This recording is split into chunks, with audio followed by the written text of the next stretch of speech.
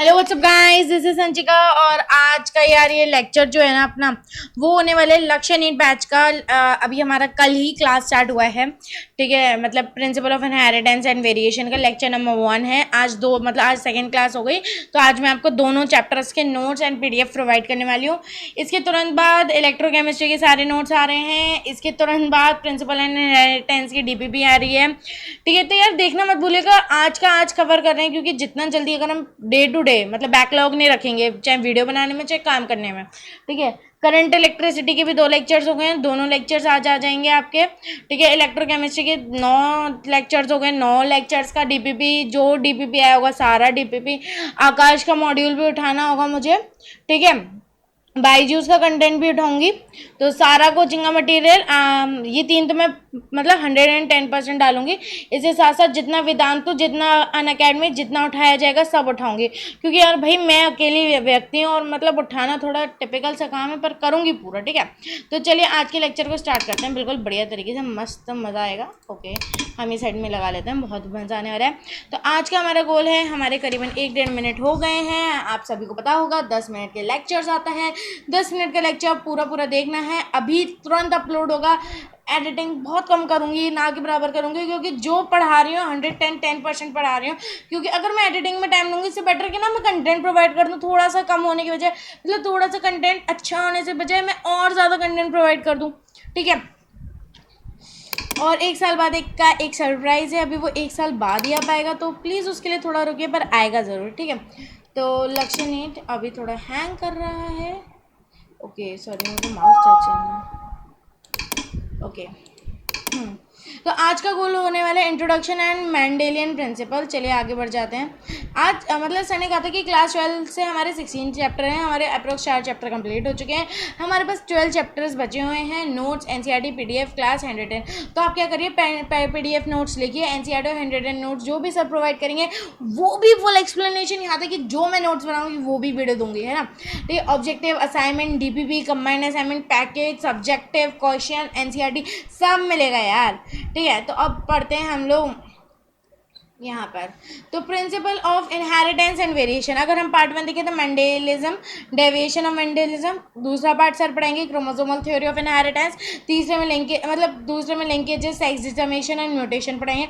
और थर्ड में पढ़ेंगे Hardy Weinberg, equilibrium and pedigree and genetic disorders, ठीक है।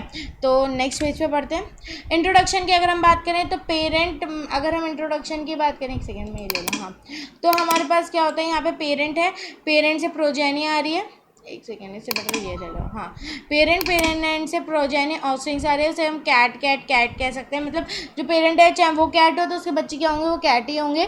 अब आगे कह रहा है कि parent and progeny, parent to progeny क्या आते हैं, सिमिलैरिटी एंड डिफरेंसेस जो हम देखते हैं वो क्या क्या सिमिलैरिटी और डिफरेंसेस देखते हैं, जरा उनके बारे में डिस्कस करते हैं।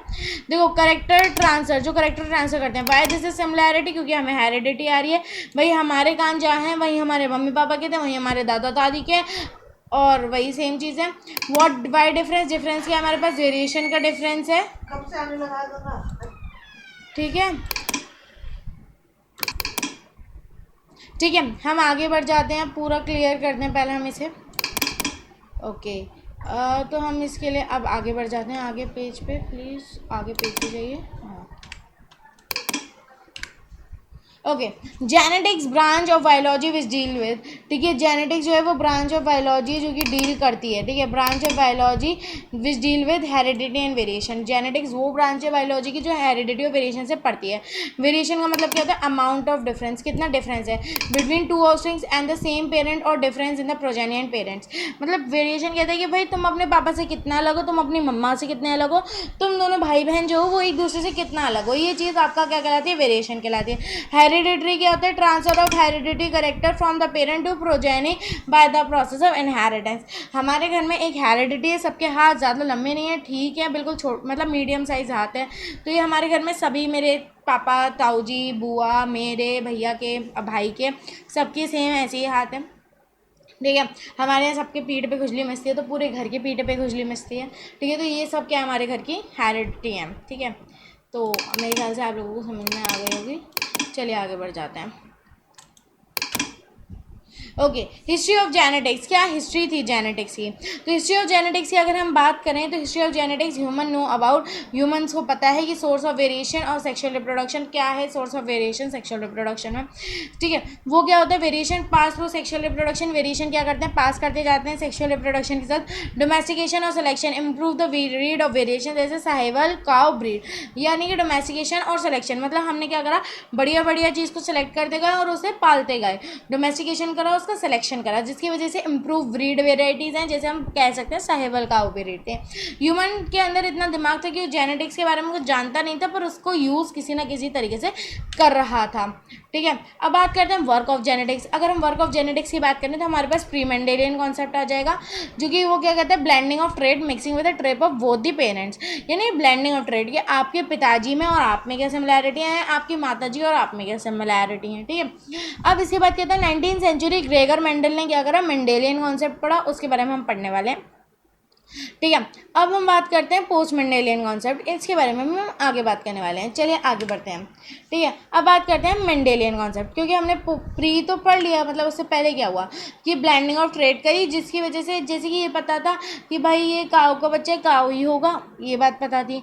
ये भी देखा गया कि हमने गेहूँ की खेती कर डाली, गेहूँ की खेती में हमें अच्छे अच्छे दाने चुनते गए और अच्छे अच्छे दानों को ही बार बार रिप्रोड्यूस करा रहे हैं, जिसे हम मतलब ब्लेंडिंग ऑफ ट्रेड तो जान गए थे, पर इस कॉन्सेप्ट को थोड़ा आगे हमारे मेंडेलियन साहब ने दिया। भाई मेंडेलियन बहुत अच्छे साइंटिस्ट थे, ठीक है। ये इतने सक्सेसफुल इसलिए नहीं हो पाए क्योंकि इन्होंने जो डिस्कवरी अपने टाइम पे करी, उस डिस्कवरी के बारे में या फिर उस तरह की सोच रखने के लिए वहाँ पे लोग, यानी कि इतना विकसित नहीं थे लोग, वो लोग छोटा सोचते थे और उस हिसाब के ही सारे साइंटिस्ट थे। पर मेंडेलियन ने बहुत आगे का सोचा, यानी कि उन्होंने 30 साल आगे का सोच रखा था, इस वजह से वो अपने टाइम पे पॉपुलर नहीं हो पाए और उनकी जल्दी मृत्यु होने की वजह से वो इतने पॉपुलर नहीं हो पाए, ठीक है। 1822 में बर्थ हो गया, बर्थ हुआ सिसिलियन विलेज में हुआ, हैज़र्सडूफ ऑस्ट्रेलिया, मतलब कहाँ पे हुआ, सिसिलियन विलेज में, हैज़र्सडूफ ऑस्ट्रेलिया में, ठीक है। एक और बात बताऊँ, रिप्रोडक्टिव हेल्थ में ना एक चार्ट होता है इनका, जिसमें हमें डिसीजेस बताते हैं, कौन से डिसीज कैसे होते हैं, उसके लिए मैं एक सेपरेट वीडियो बनाऊंगी और उस वीडियो में ना हम लोग पूरा रटने वाले हैं।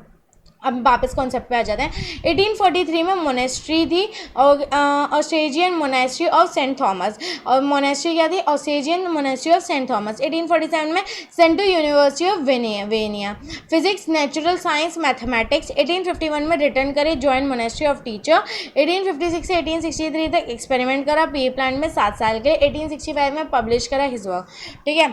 अब आगे क्या कहा इन्होंने, 1865 में इन्होंने जो एक्सपीरियंस करे ईयर, तो मतलब एक्सपेरिमेंटल ईयर था इनका, 1856 से 1860 रहे। फिर 1865 में इन्होंने वर्क पब्लिश करा।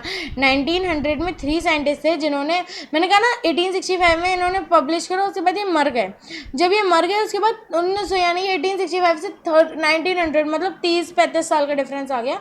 और उस टाइम में क्या हुआ, ये जो 3 साइंटिस्ट थे, कौन कौन, Carl Correns, Erich von Tschermak and de Vries, इन लोगों ने पढ़ाई करी और इन्होंने मेंडेलियन को वर्क को एक लेवल ऑफ लॉ पर लाए। अब इसके बारे में ना मैं एक सेपरेट वीडियो बनाने वाली हूँ, जिसमें हम मेंडेलियन की पूरी हिस्ट्री रटने वाले हैं कि इन्होंने कब पैदा हुए, कहाँ गए, किधर गए, क्यों गए, क्या किया, किसने किया, किसने मदद करी, सब रटेंगे एक बार और वीडियो में। उस वीडियो को भी देखना, ठीक है। लिंक का डिस्क्रिप्शन इसी में डाल दूँगी, ठीक है। सारी वीडियोज़ का डिस्क्रिप्शन आता रहेगा सारी वीडियोज़ के नीचे, ठीक है, तो देखना मत भूलिएगा, ठीक है। अब बात करते हैं 1831 आया। 1831 रॉबर्ट ब्राउन न्यूक्लियस को डिस्कवर करा। मतलब इसके बीच में क्या हुआ 30 सालों में कि उनकी पढ़ाई को ज़्यादा माना गया। तो 1831 में रॉबर्ट ब्राउन ने न्यूक्लियस के बारे में बताया। फिर 1865 में क्रोमोसोम डिस्कवर नहीं हुआ था, मतलब क्रोमोसोम जो है वो डिस्कवर नहीं हुआ था, पर न्यूक्लियस हो गया था। 1880 में क्रोमोसोम की डिटेल आ गई। 1900 में मियोसिस और गैमेटोजेनेसिस। फिर उसके बाद जो 3 साइंटिस्ट थे उन्होंने क्या कर डाली, रीडिस्कवरी कर डाली। अब आगे क्या है, why Mendel get success, sir ने थोड़ी स्पेलिंग मिस्टेक कर दिया।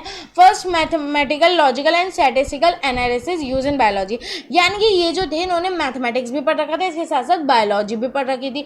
इस वजह से ये मैथमेटिक, लॉजिकल और स्टैटिकल एनालिटिक्स भी इसमें लगा लिया करते थे। लार्ज सैंपल साइज होता है, repeated cross check result, large sample size होता था, इस वजह से चेक रिजल्ट यानी कि रिजल्ट जो आएगा वो और ज़्यादा बहुत अच्छा आता था।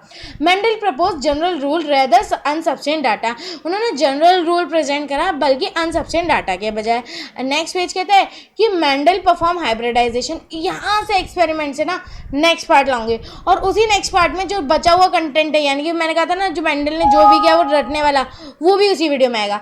तब तक के लिए बाय बाय, और मेरे बाकी सारी वीडियोस को देखना भी मत भूलिएगा।